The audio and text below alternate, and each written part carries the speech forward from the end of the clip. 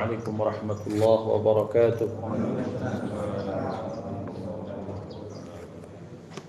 إن الحمد لله نحمده ونستعينه ونستهديه ونستغفره ونعوذ به من شرور أنفسنا وسيئات أعمالنا. من يهد الله فلا مضل له ومن يضلل فلا هادي له.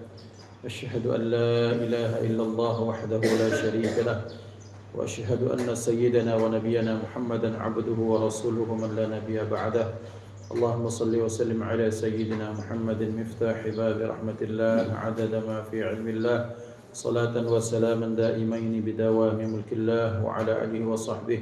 اللهم رب اشرح لي صدري ويسر لي أمري واحلل عقدة من لساني يفقهوا قولي. سبحانك لا علم لنا إلا ما علمتنا إنك أنت العليم الحكيم. اللهم ارزقنا فهم النبيين وحفظ المرسلين وإلهام الملائكة المقربين. اللهم أغننا بالعلم وزينا بالحلم وأكرمنا بالتقوى وجملنا بالعافية.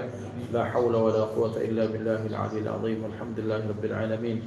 نوينا التعلم والتعليم والتذكر والتذكير والنفع والانتفاع والإفادة والاستفادة والحث على التمسك بكتاب الله تعالى وسنة رسوله والدعاء إلى الهدى والدلالة على الخير ابتغاء وجه الله ومرضاته وقربه وثوابه سبحانه وتعالى. على هذه النية وعلى كل نية صالحة وإلى حضرة النبي المصطفى محمد صلى الله عليه وسلم. سر الفاتحة. أعوذ بالله من الشيطان الرجيم. بسم الله الرحمن الرحيم. الحمد لله رب العالمين الرحمن الرحيم مالك يوم الدين. إياك نعبد وإياك نستعين. صراط الذين أنعمت عليهم غير المغضوب عليهم ولا الضالين. آمين. Hadratul muhtaramin yang kami ta'zimi, para ulama, para fuqaha, para ustadz, para guru, para khusubid dzikri, guru kami Ustaz Ismail Al-Jelas, dan bapak-bapak, ibu-ibu, guru-guru kami semuanya, ketua pengurus Masjid Al-Khairiyah serta jamaah yang dimuliakan Allah Subhanahu wa taala. Bersyukur kehadirat Allah Subhanahu wa taala. Asbahna wa asbahal mulku lillah walhamdulillah. Bersyukur kita masuk waktu pagi dalam kondisi sehat walafiat, dalam kondisi ketika kita diberikan nikmat, maka mudah-mudahan kita pandai menggunakan nikmat tersebut dalam rangka kesyukuran kepada Allah. Salawat dan salam terlimpah ruah kepada hadratul Rasul Sayyiduna Maulana Muhammad sallallahu alaihi wa alihi wasallam beserta keluarga, sahabat, pengikut sekalian. Amin. Allahumma amin. Bapak Ibu ini dimuliakan Allah Subhanahu wa taala. Insyaallah kita akan lanjutkan pembahasan kita tafsir Al-Qur'an, masuk ke ayat sekarang masuk ke ayat 13, wa idza qila lahum aminu. Sebelumnya mari kita memperbaharui niat i'tikaf kita di masjid ini. Nawaitul i'tikafa fi hadzal masjidi ma dumtu fihi lillahi ta'ala. Aku berniat i'tikaf di masjid ini selama aku di dalamnya, semata-mata mengharap ridha Allah Subhanahu wa taala. Pun yang kedua, mari kita hadirkan dalam ta'lim kita orang tua kita, mertua kita, pasangan hidup kita, istri, suami, anak. Berniat mudah-mudahan apa yang kita pelajari maka pun kita serta mereka mendapatkan kebaikannya insyaallah. Bismillahirrahmanirrahim. Wa idza qila lahum aminu kama amana an-nasu qalu anu'minu kama amana as-sufaha ala innahum humus sufaha walakin la ya'lamun. Ini ayat masih menjelaskan tentang karakter orang-orang munafik. Maka dilanjutkan oleh Allah Subhanahu wa taala, al-waw wawul atfi, ataf di sini. Waw ini waw penyambung dari ayat-ayat sebelumnya. Wa dan, maksudnya dan masuklah karakter orang-orang munafik yang telah dijelaskan pada ayat sebelumnya. Wa idza qila lahum, dan apabila dikatakan lahum kepada mereka, ai al munafiqin, yakni orang-orang munafik. aminu berimanlah kalian wahai orang-orang munafik, kama amanan nasu sebagaimana berimannya orang-orang kebanyakan, maksudnya imannya para sahabat. Qalu mereka menjawab, anu'minu kama amanas sufaha'u, apakah kami beriman sebagaimana berimannya as-sufaha, orang-orang yang bodoh. Ala ketahuilah innahum humus sufaha, mereka itulah orang yang bodoh itu. Walakin la ya'lamun, akan tetapi mereka tidak mengetahuinya, tidak menyadarinya. Maka yaqulullahu ta'ala, berfirman Allah subhanahu wa ta'ala, wa idza qila lil munafiqina, apabila dikatakan kepada orang-orang munafik, aminu kama amanan nas, berimanlah kalian sebagaimana berimannya manusia, ay ka imanin nasi billah wa malaikatihi wa kutubihi wa rusulihi, yakni sebagaimana imannya para sahabat billah kepada Allah dan malaikat dan kitab-kitabnya dan rasulnya dan semua komponen iman. Wa ati'ullaha wa rasulahu, dan arti iman itu juga artinya taatlah kalian kepada Allah dan rasulnya. Fimtithalil awamiri wa tirkiz zawajiri, dalam menjalankan perintah dan meninggalkan apa-apa yang dilarang. Qalu mereka berkata, anu'minu kama amanas sufaha, apakah kami harus beriman sebagaimana imannya orang-orang bodoh. Yu'nuna, yang mereka maksudkan orang-orang munafik yang bilang siapa orang bodoh itu, ashaba Rasulillah radhiyallahu taala anhum, itu orang bodoh itu katanya adalah sahabat-sahabat Rasulullah sallallahu alaihi wasallam. Bapak Ibu dimuliakan Allah subhanahu wa ta'ala, pertama kita akan bahas bahwa ayat ini tentunya bagian dari penafsir ayat-ayat sebelumnya. Karakter orang munafik semakin dijelaskan oleh Allah subhanahu wa ta'ala, bahwa orang munafik itu apabila diberikan nasihat tentang kebaikan maka dia menolak. Nasihat itu kan ada anjuran tentang dunia, tentang mungkin maksiat, naudzubillah, maka mereka terima. Tapi kalau bab-bab kebaikan, bab-bab akhirat, maka ada penolakan-penolakan. Apabila dikatakan kepada mereka bentuk nasihat, bentuk mungkin pengingat, bahkan mungkin bentuk bentakan-hentakan, maka tetap mereka kekeh tak mau menerima. Ketika dikatakan berimanlah kalian, iman itu dalam artian yang telah kita bahas, rasa percaya akan adanya Allah, kemudian akan adanya para utusan Allah, kitabnya, hari kebangkitannya, qada qadarnya Allah subhanahu wa ta'ala, sebagaimana berimannya an-nas, manusia. Manusia di sini artinya para sahabat Nabi Muhammad sallallahu alaihi wasallam. Dan orang secara kelompok, secara komunitas, mana kelompok yang terbaik, maka kelompok yang terbaik adalah kelompok ashabi Rasulullah, kelompok sahabat Nabi Muhammad sallallahu alaihi wasallam. Karena mereka beriman kepada Allah, beriman kepada Rasulullah, mereka berbaiat, sumpah setia langsung kepada Rasulullah, memandang wajah Rasulullah, kemudian mendapatkan wasiat, nasihat, tausiah dari Rasulullah.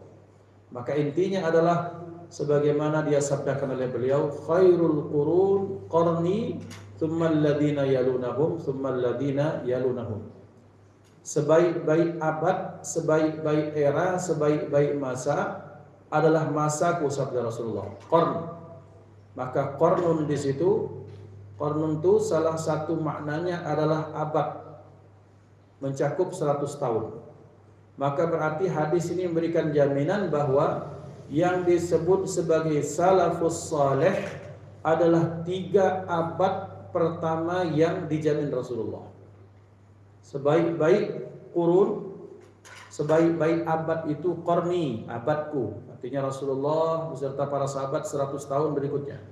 Kemudian tsummal ladzina yalunahum, kemudian yang mengikuti mereka, abad kedua. tsummal ladzina yalunahum, kemudian yang mengikuti mereka, maka itulah sebaik-baik urun, dan selebihnya wallahu a'lam. Maka Bapak Ibu dimuliakan Allah, ini yang disebut sebagai salaful ummah, salafus saleh. Yang disebut sebagai salaf itu yang diacukan pada hadis Rasulullah ini. Mereka yang hidup menerima wahyu, Rasulullah menerima wahyu, mereka menyaksikan. Kemudian Rasulullah mengajarkan kepada mereka, mereka menerima, sahabat. Kemudian setelah itu tabi'in. Kemudian setelah itu tabi'ut tabi'in. Selebihnya selesai. Maka ikhwan dimuliakan Allah Subhanahu wa taala, jadi penting bagi kita untuk memahamkan kepada umat yang disebut sebagai salaf itu siapa? Yang disebut sebagai salaf itu adalah fase era Rasulullah pasti, sahabat, kemudian tabi'in, kemudian tabi'ut tabi'in, dan setelah itu tidak bisa disebut sebagai salaf lagi. Maka merekalah yang jadi acuan pendapat mereka, baik pada iman, pada ilmu, pada akhlak, pada dakwah, pada keikhlasan. Maka kita temukan betapa luar biasanya orang-orang itu, beliau-beliau itu, karena mereka sangat dekat dengan masa-masa wahyu diturunkan. Maka Bapak Ibu, salah satu bentuk alasan kita memuliakan orang, ini penting, catatan untuk saya. Salah satu poin yang paling penting bagi kita untuk mengukur kemuliaan seseorang itu karena duluan lahirnya. Tidak saja karena sepuhnya, karena memang dalam hadis dinyatakan, bukan golonganku kata Rasulullah, bukan termasuk jalan atau metodeku. Dia tidak sayang pada yang kecil, dia tidak hormat tabek pada yang tua. Kalau dia tak melakukan itu, dia tidak masuk metode jalanku, tidak masuk bagianku, sabda Rasulullah. Maka berarti ketika kita menghormati orang yang lebih sepuh dengan alasan karena Rasulullah Sallallahu Alaihi Wasallam memerintahkan kita untuk berlaku baik, berbuat baik kepada, hormat, tabe', takzim kepada yang lebih tua, karena Rasulullah perintahkan itu. Dan itu tak memandang agama. Sebagaimana kita tahu Sayyidina Ali karamallahu wajhah mendapatkan karamah, bahkan karamahnya nyata diabadikan di dalam hadis. Bahwa ketika sholat subuh Sayyidina Ali terlambat, kemudian terlambat niat. Kemudian ketika beliau sampai, ternyata Rasulullah Sallallahu Alaihi Wasallam masih ruku. Agak bingung beliau, kok Rasulullah masih ruku. Maka kemudian ketika selesai, sahabat yang lain bertanya, ya Rasulullah, apakah turun wahyu kepada anda? Tidak, kata Rasulullah. Tadi pas ruku, pas aku nak bangun, malaikat Jibril menahan punggungku untuk ngangkat. Kenapa? Karena sahabat, untuk menunggu Ali, jangan sampai Ali bin Abi Thalib terlambat 1 rakaat. Ternyata Sayyidina Ali dari rumah pas keluar, remang-remang itu ada siapa? Ada orang tua, jalan orang tua. Bahasa kita tuh terjangkak-jangkak jalan. Oh, lambat. Ustaz Agung itu tahu mau terjangkak-jangkak. Bahasa pering. Ya. Bahasa Yai. Nah, terjangkak-jangkak tuh. Ya namanya orang tua kan lambat. Nak didului orang tua, nak didului ini terlambat salat subuh, kata Sayyidina Ali. Tapi ternyata beliau mendahulukan adab kepada orang tersebut. Pas agak terang, orang Nasrani ternyata. Tapi tetap beliau mau. Sudah orang itu lewat, Sayyidina Ali masuk. Maka kemudian Allah muliakan Sayyidina Ali gara-gara apa? Gara-gara akhlaknya pada orang yang lebih sepuh. Artinya sepuh ini yang lebih duluan lahir dibandingkan kita, yang lebih banyak usianya, apapun alasannya, apapun agamanya, maka wajib dihormati. Kemudian yang kedua, mengapa kita menghormati orang yang lebih sepuh, dan ini tidak banyak yang menjadikan ini alasan. Alasannya orang tersebut lebih dekat kepada Rasulullah Sallallahu Alaihi Wasallam dibandingkan kita. Saya 46 lalu kok. Nah, dibandingkan bapak-bapak yang 50 tahun, maka yang lebih dekat dibandingkan saya 4 tahun kepada Rasulullah lebih wajib saya hormati, karena dekatnya masanya dengan Rasulullah sallallahu alaihi wasallam. Jadi Bapak Ibu, salah satu alasan kita mentakzimi yang tua, nah ini sudah alasan keimanan, ini sudah alasan keimanan. Kita takzim kepada orang tua karena mereka lebih punya hak, karena mereka lebih dekat kepada Rasulullah sallallahu alaihi wasallam. Maka sigharus sahabah, sahabat senior lebih takzim kepada sahabat yang tua, karena kenapa? Karena mereka lebih duluan bertemu Rasulullah. Sahabat-sahabat yang biasa, mereka tabe, angkat topi, angkat tangan kepada siapa? Ashabu Badrin, 312 sahabat atau 313 sahabat. Karena kenapa? Karena mereka duluan berangkat melok perang dibandingkan yang lain-lain. Yang lain-lain Uhud baru melok, yang lain-lain itu Tabuk baru melok, yang lain-lain Hunain baru melok, yang lain-lain Bani Mustalik baru melok. Tapi ini mereka yang 313, mereka sudah ikut semenjak awal Islam berdiri, kemudian mereka sudah berjihad bersama Rasulullah. Maka berarti dalam Islam senioritas memang tetap ada, tapi senioritas dikarenakan dekatnya masanya dengan lahirnya Rasulullah sallallahu alaihi wasallam. Jadi ini salah satu alasan kita untuk ta'zim, untuk hormat kepada orang yang muslim yang tua, salah satunya karena dia lebih dulu dekat dibandingkan dengan Rasulullah pada aspek tahun kelahirnya dibandingkan dengan kita. Masya Allah, sebegitunya para ulama menghantarkan kita kepada pemahaman bagaimana beretika kepada orang lain. Maka apabila dikatakan kepada mereka, aminu, berimanlah kalian sebagaimana imannya para sahabat. Dan ini sahabat ini adalah orang-orang yang mulia. Karena kenapa? Karena seperti yang kita terus sering sampaikan, kemuliaan mereka karena mereka bertemu, berjumpa satu masa, memandang wajah, dipandang Rasulullah, kemudian berjabat tangan dengan Rasulullah, sebagaimana dalam hadis dinyatakan. Ini juga berikutnya alasan kita untuk ta'zim, hormat sama muslim. Beliau sallallahu alaihi wasallam bersabda, man safahani wa man safaha man safahani faqad safahani wa man safahani dakhalal jannah atau kama qala Rasul. Siapa yang berjabat tangan kepada orang yang berjabat tangan denganku, atau berjabat tangan dengan orang yang berjabat tangan denganku, maka sama saja dengan berjabat tangan denganku. Jadi man safaha man safahani, siapa yang berjabat tangan dengan orang yang berjabat tangan denganku, atau siapa yang berjabat tangan dia dengan berjabat tangan orang itu seperti itu, nyambung-nyambung, maka sungguh seperti dia hakikatnya berjabat tangan denganku.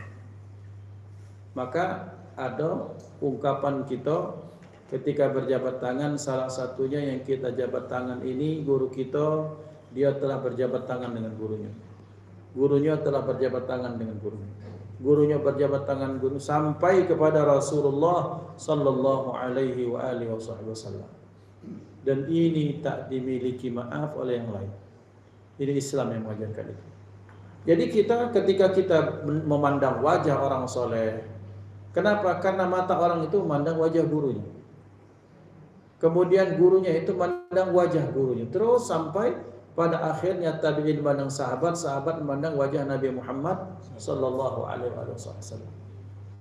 Maka iman itulah yang menjadikan orang itu menghitungi sesuatu, menghukumi sesuatu, melakukan sesuatu dikaitkan dengan kebaikan, dikaitkan dengan iman kepada Allah dan hari akhir. Sama Bapak-bapak, seperti kita ini kalau disebut-sebut kesamaan, kita ini seolah-olah sedang berkumpul dengan gurunya kita sekarang ini. Karena kenapa? Yang kita bahas ini yang dibahas guru kita. Guru kita membahas apa yang dibahas gurunya. Gurunya yang dibahas gurunya sampai kepada Nabi Muhammad SAW. Ketika kita baca suratul Fatihah, saat itu ketika kita baca suratul Fatihah, seolah-olah kita sedang bertemu dengan Rasulullah sallallahu alaihi wasallam. Ngapo? karena kita maca sama persis dengan apa yang dibaca Rasulullah, suratul Fatihah. Nabi baca Fatihah, kemudian Nabi ngajarkan ke sahabat-sahabat baca Fatihah, kemudian tabi'in baca Fatihah diajarkan oleh gurunya sampai terus mereka mengajarkan kepada muridnya. Maka yang kita baca Fatihah ada kesamaan. Umat baca Fatihah, Nabi baca Fatihah. Di timur, di barat, utara, selatan yang dibaca surat yang sama dengan bacaan yang sama, tak dilebihkan, tak dikurangkan, maka saat itu kita sedang bertemu dengan Rasulullah sallallahu alaihi wasallam pada aspek kebiasaan beliau. Maka ini Bapak Ibu dimuliakan Allah, artinya berarti bagaimana salah satu alasan bagi seorang untuk diizinkan untuk bertemu atau berjumpa dengan Rasulullah walaupun dalam mimpi, salah satunya adalah semakin banyaknya persamaannya dengan Rasulullah, baik pada tingkah lakunya, ucapannya, perbuatannya, fikirannya, maka diizinkan untuk bertemu Rasulullah karena saking banyaknya yang disamakan dia dengan kebiasaan Rasulullah sallallahu alaihi wasallam. Nah, ketika orang-orang munafik ini, ketika dikatakan kepada mereka, berimanlah kalian, iman dalam makna percaya kepada Allah dan hari akhir. Iman dalam makna apa? Menjalankan perintah dan menjauhi larangannya. Apa yang mereka jawab?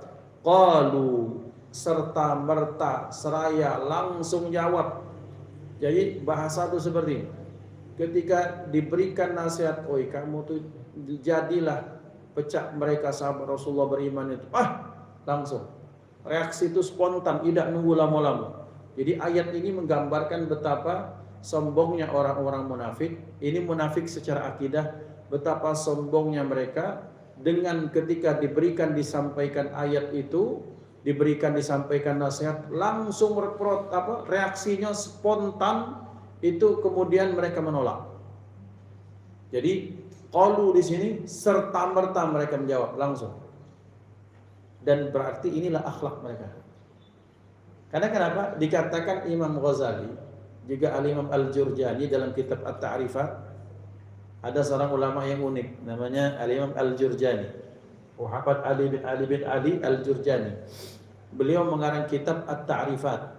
At-Ta'rifat itu maksudnya kitab tentang mustalahat, kitab tentang istilah-istilah. Jadi definisi istilah-istilah dalam Islam itu beliau definisikan dalam satu kitab namanya kitab At-Ta'rifat.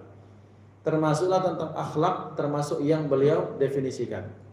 Apa makna akhlak? Menurut Imam Jurjani dengan Imam Al-Ghazali, bahwa akhlak itu adalah bawaan dalam diri manusia yang berupa reaksi spontan terhadap sesuatu.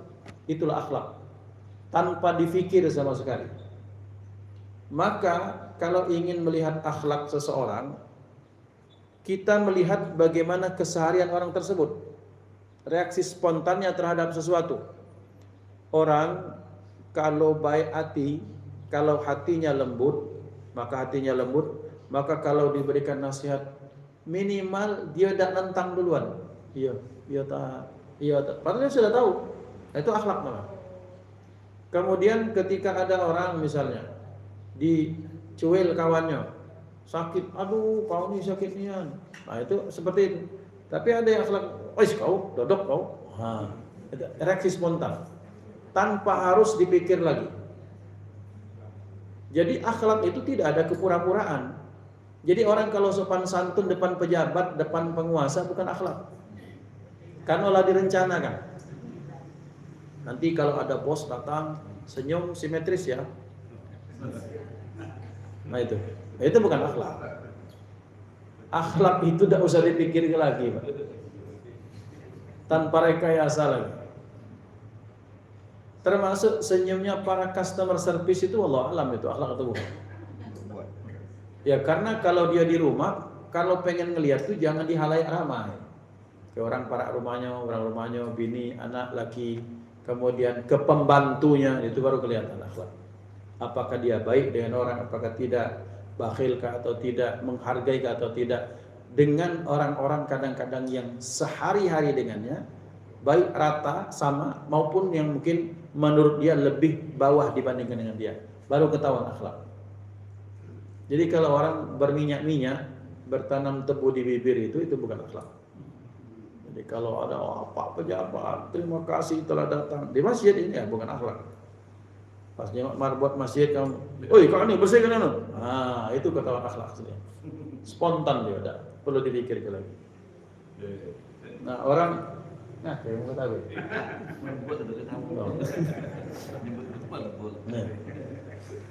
Dan itu reaksi spontan orang-orang munafik, nah itu setiap dinjok nasihat tuh langsung nolak. Dan jangan-jangan akhlak ini ada sama kita. Jadi setiap dinjok tahu, ya, nah itu tuh tidak percaya namanya, tidak galak dengar. Atau tahu suwe kau maaf ya, kau pesunat cece, maaf kayak megangnya. Ada yang lain itu merasa lebih tua, merasa lebih hebat, ketika walaupun yang disampaikan kebenaran itu, maka dia nolak. Itu akhlak munafik.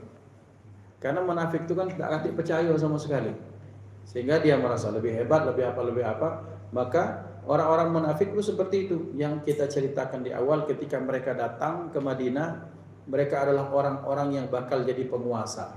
Tapi ketika datang Rasulullah, mereka kemudian kalah secara pamor. Tapi ingat, Rasulullah datang bukan untuk cari pamor, tidak, karena beliau sudah berwibawa dari sananya. Nah, mereka tidak diuntungkan secara ekonomi, secara politik, secara pengaruh, karena tak mampu melawan. Akhirnya mereka menampakkan kesenangan, senang di depan, tapi sebenarnya benci di belakang. Dan aslinya seperti itu. Maka yang seperti ini setiap kali diberikan perbandingan atau diberikan nasihat, imanlah kamu sebagaimana sahabat Rasulullah, bagaimana mereka taat kepadanya, mereka berbaiat segala macam. Apa itu kira-kira apa gambaran itu? Apa kata mereka? Anu'minu kama amanas sufaha. Apakah kami harus beriman sebagaimana imannya sufaha, orang-orang bodoh itu? Lihat. Satu, ini reaksi spontannya sudah merupakan penolakan, itu sudah merupakan pelanggaran. Yang kedua, bahasa mereka itu tadi kan dengan bahasa annas, orang menunjukkan nasihat tadi, imanlah kamu seperti mereka dalam bahasa yang santun. Apa yang jawab mereka? Apakah kami harus beriman kepada mereka, orang-orang bodoh? Jadi sahabat Nabi itu dibilang bodoh. Nah, yang menariknya ini kata sufaha, Bapak Ibu. Dalam bahasa Arab minimal ada kata yang sama-sama sering kita dengar, ada jahil, ada safih. Jahil itu bodoh, kemudian safihun itu bodoh. Jahil jamaknya juhala, kalau safih jamaknya sufaha. Apa perbedaan antara jahil? Jahil ya bukan jahil. Ustaz, udah gagal nganggu jahil nih ya, bukan jahil, jahil. Jahil tanpa ha. Cuman kadang-kadang masyhur di Indonesia ini, bukan di kita, di Indonesia ini kalau dia iseng pecicilan galak nganggu itu namanya jahil. Itu jahilnya Ustaz. Ya. Sama itu jahil, itu bukan jahil tapi jahil. Apa nama bahasa gitu? Iya, galak ngarang ngamurangan itu jahil. Nah, itu jahil. Sama dengan sirik dengan syirik, kadang-kadang salah. Kau kesyirik nih dengan aku. Tak deman dengan aku ada nikmat. Itu bukan syirik tapi serik atau sirik nih. Syirik kalau syirik ya menyekutukan Allah. Nah, kembali pada bahasa. Bodoh dalam bahasa Arab ada jahil, ada safih. Jahil jamaknya juhala, safih jamaknya sufaha pada ayat ini. Apa jahil? Jahil itu adamul ilmi bisyai'i. Ketiadaan ilmu akan sesuatu namanya jahil. Jadi tidak tahu. Bodoh karena tidak tahu. Ada. Jadi dia ini maaf. Dia misalnya memang tidak tahu, sering jarang keluar lah ya, misalnya jarang ke kota. Misalnya pas ke kota dia kan orang takzim, pas masuk kota ke mall itu selopnya dilepas dengan sepatunya. Ini kan karena ketidaktahuan. Karena batas pengetahuannya adalah kalau masuk tempat yang bersih, apalagi ada AC, itu kan kita harus hormati nih. Pasti rumah atau terpilih, dia lepaskan sendalan sepatunya. Ini jahil, bukan safih. Ngapo karena dia tidak tahu. Orang biasa maaf, dia jarang ke tempat ramai, kemudian dia ngunyor berjalan kan, tidak nyengok kanan kiri, tidak nyengok lampu, kemudian dia tersenggol motor, campak gara-gara itu jahil karena dia tak tahu informasinya.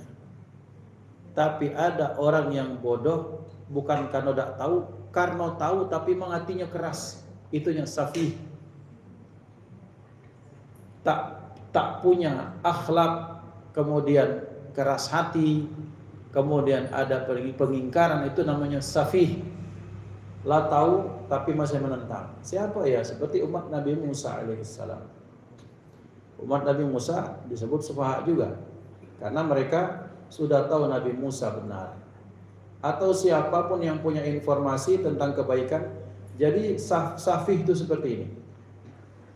La tahu ini panas, kemudian masih diminum, dan tahu kalau sudah panas diminum itu bakal melepuh, bakal letup, dia masih diminum, itu namanya safih. Tapi ada orang yang kemudian dia tidak tahu, kemudian diminum, halo, karena tidak tahu, itu jahil. Jadi bedakan. Berarti yang lebih pakam itu, yang lebih parah itu apa? Safih, itu sufaha. Lihat bagaimana pengingkaran atau penghinaan mereka kepada para sahabat. Jadi itu orang bodoh-bodoh yang pakam itu, maksudnya sudah tahu tentang Muhammad itu tidak benar, masih tidak percaya. Nah itu omongan orang munafik itu. Jadi sufaha itu seperti itu. Maka sufaha itu dalam ayat Al-Quran, makna secara bahasa Allah menyatakan wala tu'tus sufaha amwalakumul lati ja'alallahu lakum qiyaman. Ada jenis yang kata Allah tak usah berikan harta secara berlebihan kepada mereka, karena kadang-kadang sudah tahu dia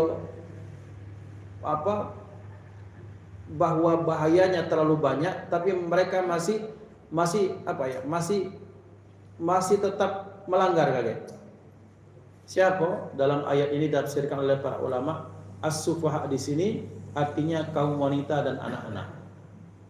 Maksudnya dalam pengeluaran atau tentang kendali uang dalam beberapa kondisi, maka kaum wanita atau anak-anak tak boleh diberikan terlalu banyak kan? Karena takut tidak terkontrol.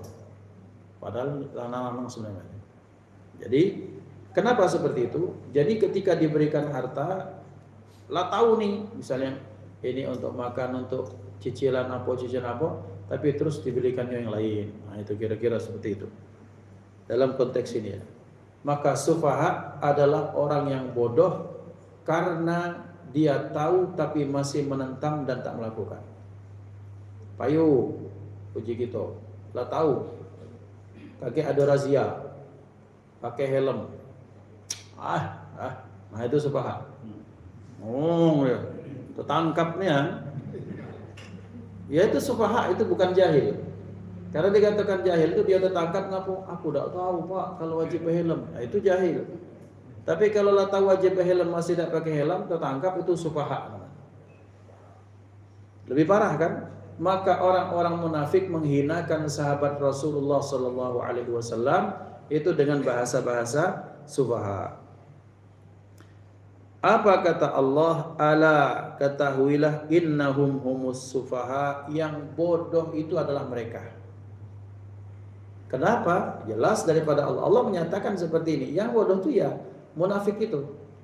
Sudah tahulah bahwa beliau Nabi Muhammad SAW dengan para sahabat datang dengan nilai-nilai yang luhur. Kan begini Bapak Ibu, mereka kan hidup di mana di zaman itu manusia menjual manusia, perdagangan manusia. Ada manusia disebut sebagai budak, kemudian dikalungi rantai di lehernya, ditarik, kemudian di dalam kerangkeng itu kemudian dijual. Ini dia agak kurus, agak penyungkan, 2 juta. ini besar, tinggi, rajin dia pegawai walaupun kuat makan 3 juta. Itu manusia dijual, transaksi manusia membeli manusia. Itu kan bentuk penghinaan. Tiba-tiba datang manusia yang hebat yang kemudian ini semua dibebaskan. Pembantu budak hamba sahaya itu haram saat itu dalam hukum konteks hukum kemanusiaan sosial. Pembantu tidak boleh memandang wajah tuannya. Mandang wajah beda boleh, apalagi makan bareng. Datang beliau ketika sholat, yang kaya, yang miskin, yang merdeka, yang hamba sahaya, yang semuanya duduk berbaris satu saf yang sama. Itu kan hal yang hebat. Maka jadi beliau datang dengan membawa perubahan yang positif. Kemudian dilihat nilai-nilai positif sudah ada, dibilang itulah orang bodoh, kata orang munafik. Nah, itu kan. Maka kata Allah, yang bodoh itu kalian, karena sudah tahu nilai kebenaran Muhammad sallallahu alaihi wasallam, sahabatnya membawa perubahan, dan orang-orang munafik mestinya orang yang paling tahu apa dampak kedatangan Rasulullah. Karena dalam sejarah, Bapak Ibu, ini ada suku besar Aus dan Khazraj. Aus Khazraj ini misalnya adalah 2 suku besar di Ogan Iliring.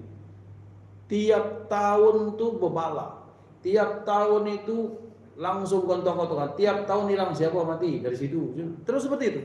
Tiba-tiba datang Rasulullah, nyatu ini 2 suku besar, hilang permusuhan. Permusuhan yang sudah ratusan tahun lah, yuk kita tidak bicara tentang 1 belasan tahun, tidak, itu ratusan tahun, hilang dengan berkah datangnya Rasulullah. Dibilang sufaha. Nah, jadi yang sebenarnya bodoh tuh kamu. Orang datang dengan kebaikan, perdamaian dibawanya, cuma gara-gara apa? Gara-gara kesombongan dalam hati kalian, kalian tak mau menerima. Berarti lanjutan dari kriteria orang-orang munafik yang sebelumnya yang kita bahas tadi. Wa idza laqul ladina amanu, apabila mereka bertemu. Wa idza laqul ladina amanu qalu amanna, apabila mereka bertemu dengan orang-orang beriman, maka mereka langsung mengucapkan amanna, kami beriman. Wa idza khalau ila syayatinihim, dan apabila mereka berpaling kepada syayatinihim, artinya berpaling di sini mereka bersama syayatin, setan-setan mereka. Airu asaihim, yakni pemimpin-pemimpin mereka. Qalu, mereka mengatakan, inna ma'akum, kami ini bersama kalian wahai para teman-teman pembesar kami. Innama nahnu mustahzi'un, kami hanyalah mengolok-olok mereka. Nah, ini karakter munafik. Munafik itu kemudian karena nifaknya secara akidah memang awalnya dia tak beriman dan terus tak beriman. Kemudian apabila mereka bertemu dengan orang-orang beriman, lihat sesama mereka atau ada orang lain tutup, imanlah kamu, ada galak, itu orang-orang bodoh lah yang mau beriman sama Muhammad. Pas giliran bertemu dengan sahabat Rasulullah, apa kabar, sehat, jajak itu maksudnya dalam kehidupan kita tuh. Jadi bahasa ayat ini menggambarkan kepada kita bahwa mereka menunjukkan wajah yang manis, menunjukkan kalau diajak melakukan kebaikan cak paling semangat, kemudian untuk melakukan apapun semangat bersama Rasulullah cak paling antusias, padahal dalam hatinya tidak. Nah, maka apabila mereka bertemu dengan orang-orang yang beriman, qalu amanna, kami beriman. Baik iman itu mereka tampakkan dengan ucapan maupun perbuatan, hati tidak. Tetapi kemudian wa idza khalau ila syayatinihim, dan kalau mereka berpaling kepada setan-setan mereka. Apa makna setan? Syaitanun itu dalam bahasa Arab tasyaitanar rajul. Setan itu dalam bahasa Arab itu satu, maknanya ketika sesuatu sudah melampaui takarannya, itu namanya setan. Maka tasyaitanar rajul dalam bahasa Arab ada ungkapan tasyaitanar rajul, seorang laki-laki lagi pecah setan. Ngapa? Karena dia melampaui takaran kepantasan sebagai manusia. Tak setan kowe. Kira-kira macam. Artinya manusia itu tidak itu. Cuma ngapa kau tuh pecah itu tuh lewat batas setan. Nah, itu secara bahasa seperti itu.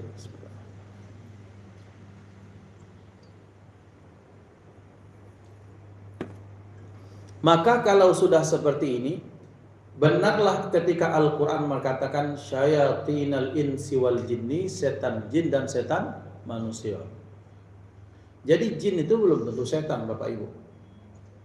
Jin itu belum tentu setan. Manusia itu juga belum tentu setan. Tapi ada jin yang masuk berkarakter setan, kemudian ada manusia yang berkarakter setan. Itu satu. Maka pantas ketika bulan Ramadan, misalnya kalau Bapak Ibu masih terjenguk pocong, memang mereka tidak di kerangkeng. Yang di kerangkeng itu kan setan yang memang sudah jadi betul-betul sudah tabiatnya melebihi batas sehingga dia masuk kelompok iblis, itulah setan maksudnya. Jadi kalau misalnya masih terjenguk usap, ngapa anak kami kena sawan cak kena ganggu ada betina nangis-nangis. Lah itu kan masih jin, bukan belum setan. Karena ketika jin itu sudah menjadi tasyaitanal jinnu, jin itu sudah jadi setan, maksudnya dia sudah melo barisan kafir, kemudian masuk dalam apa dalam hubungannya dengan pengikut Dajjal, pengikut iblis, Lucifer segala macam. Itu baru namanya setan. Yang wasuffidatis syayatin, dia belum setan. Jadi Bapak Ibu, kita tetap harus bilang bahwa wa ma khalaqtul jinna wal insa illa liya'budun. Tidak aku ciptakan jin dan manusia kecuali untuk beribadah. Ramadan, puasa bulan Ramadan adalah ibadah. Jin adalah sama seperti manusia, mereka wajib untuk beribadah. Maka ketika bulan Ramadan, para jin pun diperintahkan untuk beribadah. Ngapain harus dikerangkeng? Tapi yang dikerangkeng itu yang betul-betul sudah aku kafir, aku tak percaya dengan Muhammad, aku tak percaya dengan puasa, dan dengan menyatakan sumpah setia dia baiatnya kepada iblis, nah itu baru namanya setan. Yang ini yang dibelenggu. Adapun setan-setan yang masih ada potensi untuk beriman atau dia masih tak beriman, itu belum, masih diizinkan untuk bebas berkeliaran, untuk memilih hidayah, apakah memilih hidayah atau memilih kekufuran. Nah jadi setan itu pertama maknanya dalam Al-Quran karakter.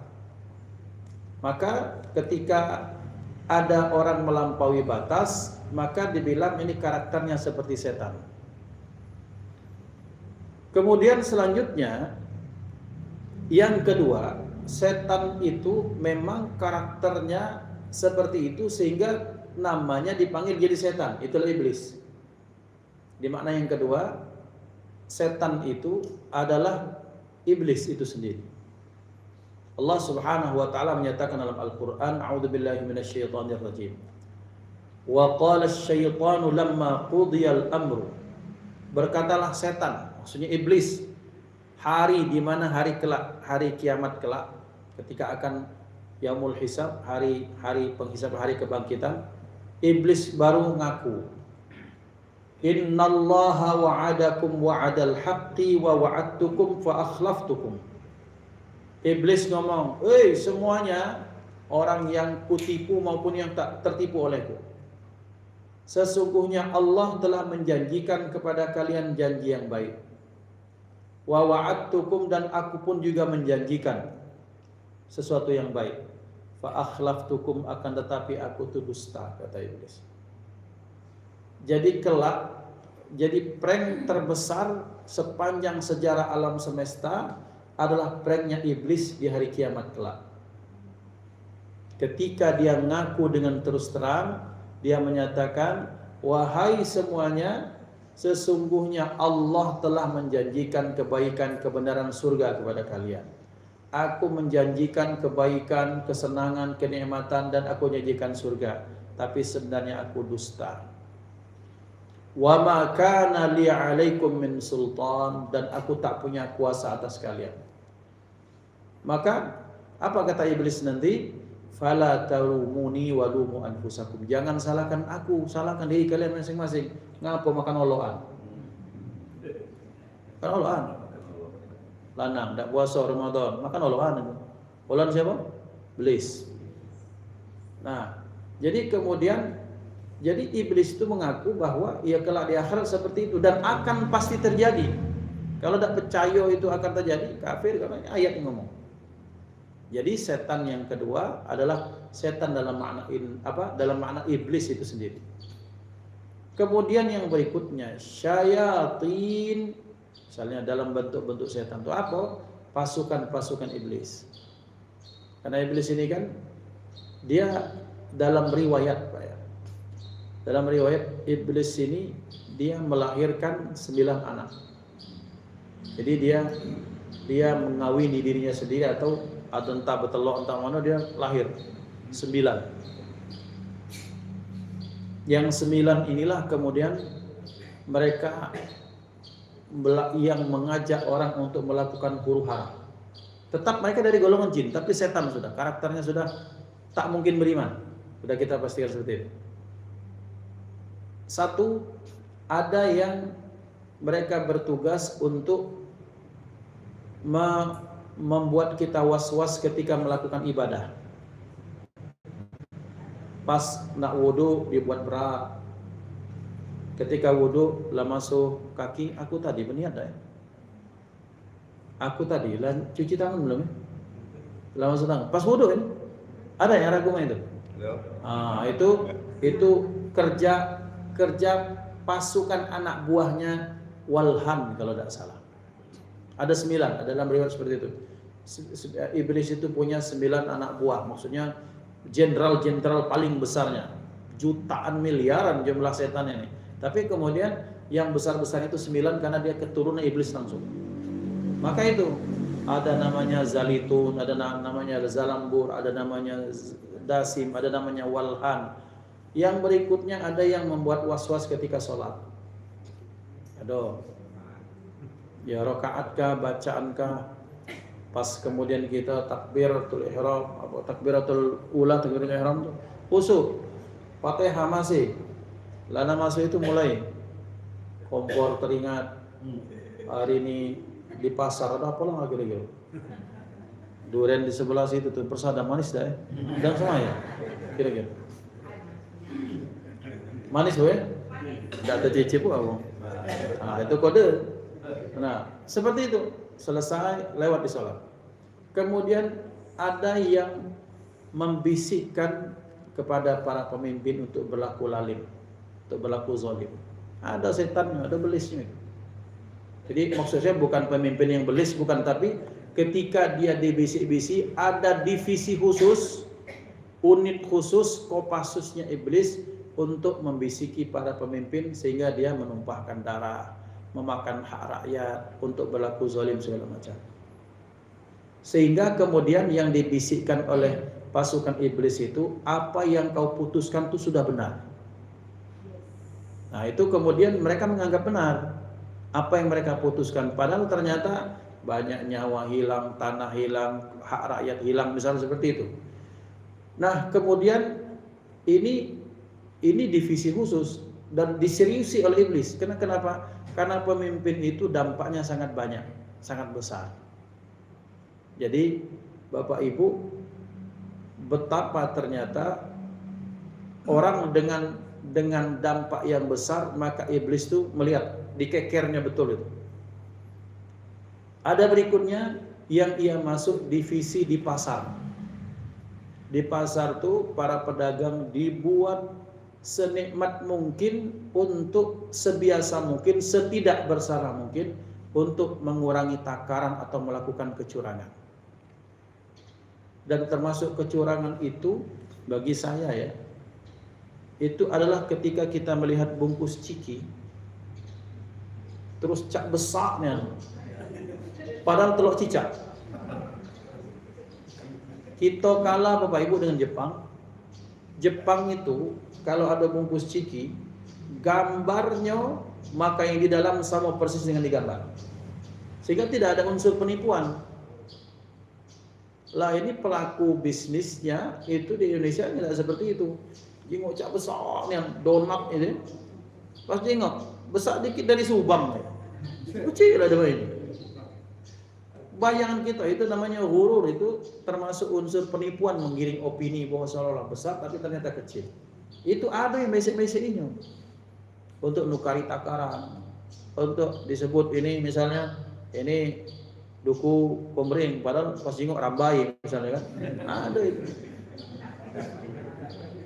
Allah kebangatnya pula ya, tapi maksud aku tetap itulah kira ya, duku jadi rambai. Tapi terjadi Bapak. Ya. Nah, artinya ada. Terus apalagi masuk ke rumah tangga. Dasim namanya. Yang betinonya namanya Dasima. Dasim itu nama divisi jin yang memang khusus untuk mengganggu hubungan rumah tangga. Nah, kemudian banyak lagi. Nah, dari 9 jenderal besar itu kan tentunya dia punya anak buah lagi terus seperti itu. Jadi intinya adalah bahwa kita tetap harus berhati-hati sampai akhir usia kita masing-masing supaya kita tidak tergoda dengan pasukan setan ini. Setan dalam artian iblis yang dia punya anak buah, setan ini punya anak buah namanya setan. Kemudian dia melebarkan sayap menggoda manusia sehingga kemudian melampaui batas jadi setan juga secara karakter. Nah, itu syaitan ini. Jadi apabila dikatakan kepada mereka, apabila mereka bertemu dengan orang-orang beriman, mereka ngomong amanna. Wa idza khalau ila syayatinihim, akan tetapi ketika mereka bertemu kepada setan-setan mereka, maksudnya pemimpin mereka, munafik. Kalau sudah munafik memang itu, berarti pemimpin munafik itu ya setan. Dalam bentuk kekufurannya, dalam bentuk kekafirannya, dalam bentuk nifaknya.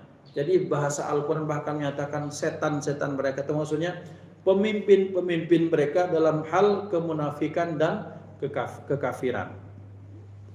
Qalu inna ma'akum, mereka mengatakan kami beriman bersama kalian wahai pemimpin-pemimpin kami. Innama nahnu mustahzi'un, kami hanyalah mengolok-olok orang yang beriman. Fa insyaallah, mudah-mudahan kita berdoa kita dijauhkan dari karakter munafik, kita dijauhkan dari segala bentuk karakter yang tak diridhai Allah sampai kepada menjadi pribadi yang diridhai, dicintai Allah dan Rasulnya. Mohon maaf atas kesalahan, kepada Allah kita mohon ampun. Kita cukupkan dulu dengan hamdalah. Alhamdulillahirabbil alamin. Fa insyaallah kita akan sambung berikutnya. Wassalamualaikum warahmatullahi wabarakatuh. Alhamdulillah. Doa.